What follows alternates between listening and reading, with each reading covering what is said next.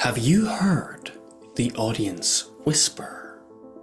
It's what the audience is saying to you with their expression, their posture, and their actions without saying a word.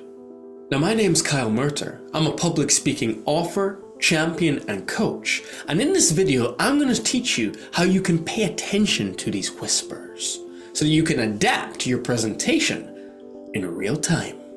So this video is going to be split into two parts. First, we're going to talk about how to read the room. And then second, we're going to talk about how to fix things if you see people are switched off or not paying attention. Now, as I said, when it comes to reading the room, there are three things we need to consider: the audience's expression, posture, and actions. Let's go through all three right now in more detail. When it comes to expression, obviously if someone's smiling, if they're looking very positive, they're engaged in what you're saying. And likewise, sometimes when people look like they'd rather get hit by a bus, they're probably less engaged with what you're saying. But there is a caveat to that. Quite often, people can look like this, but they actually are really engaged. I remember I was delivering a presentation one time at a networking event, and there was a man at the back of the event looking like this the entire time. And I thought, wow, this guy wants nothing to do with me, he's not listened to a single word. But at the end of the presentation, he came up, shook my hand and said, "That's one of the best presentations I've seen." So facial expression doesn't always tell the full story, but what does is the eyes. If someone's looking down, if they're looking beyond you, if they're not looking at you, that is a key sign that they're not fully paying attention.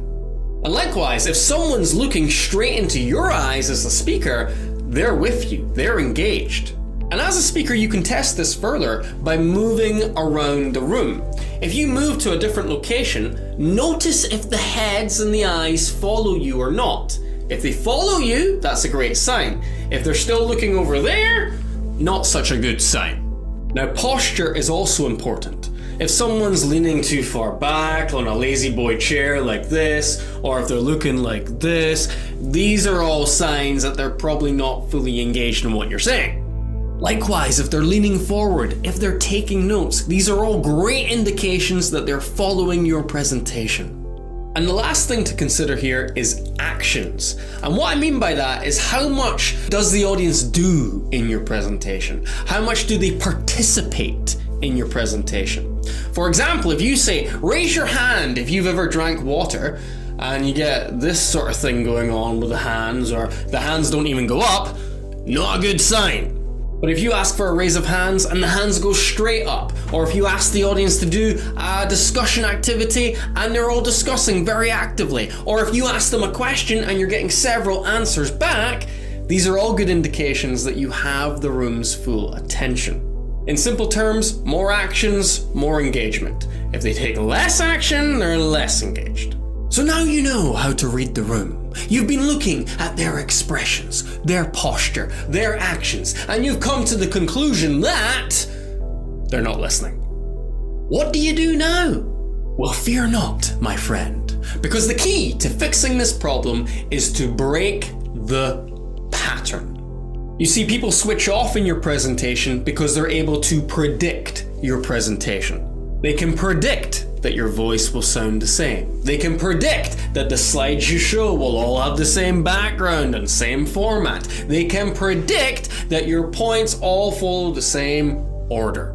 You need to break the pattern. You need to mix it up a little bit. And there are three ways in which you can do that. The first is with your voice. Try and vary your voice with the volume changing, the pace changing, the strength changing, and even the inflection changing. Sometimes go upwards, sometimes go downwards. Now, of course, you don't want to go on a vocal roller coaster where you're going up and then you're down and then you're all around and then you're speeding up and then you're slowing it down, because that's confusing, weird, and will probably scare people. What I'm saying is, for chunks of your presentation, change your voice. Have moments where you sound excited.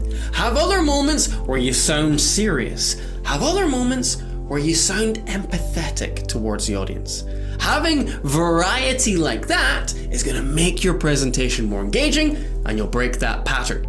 Second, we've got interaction. It's almost impossible not to be listening when you're asked a question. So ask them more questions. Get them speaking instead of you speaking all the time. That's going to break the pattern because now we're hearing a different voice in the room. You can also create activities for your audience to do. Make them pair up and have a discussion about things. Get them to come to the front and do a bit of the public speaking. Try and involve your audience as much as you can in your presentation, and you'll find that their engagement will soar. And finally, make sure you throw a story or two in there. So often we use theory in our presentations when sharing our idea. We talk about what we think it'll happen, what effect we think it'll have, but we fail to tell a story to make the point. Now, I used to be very against telling stories. I was the type of guy who just wanted to make his point and then leave. But a mentor once told me that facts tell and stories sell. And then he showed me one of his presentations about how he told a story about his journey to getting to where he was as a public speaker. And in that video, I saw how the crowd were beginning to relate to him more. I saw how their engagement increased. I saw how they wanted to know what he had to say next. And that's the power of a story. You bring people into the presentation, you introduce yourself more, and you connect with the room. So don't just use facts and figures, tell a story. Facts tell, stories sell. Now, if you want help with all three of those things, improving your voice, improving your interaction, improving your storytelling, well, you're in the right place, my friend, because I do one-to-one coaching where I can help you achieve your personal speaking goals.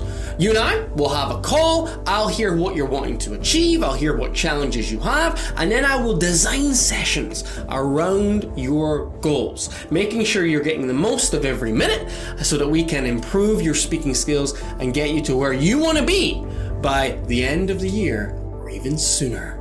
So if you like the sound of that and you want to hear more, the best thing to do is email me at kyle@confidencebydesign.co.uk and I will reply to your email within 24 hours. That is a promise. Look forward to seeing you in the inbox.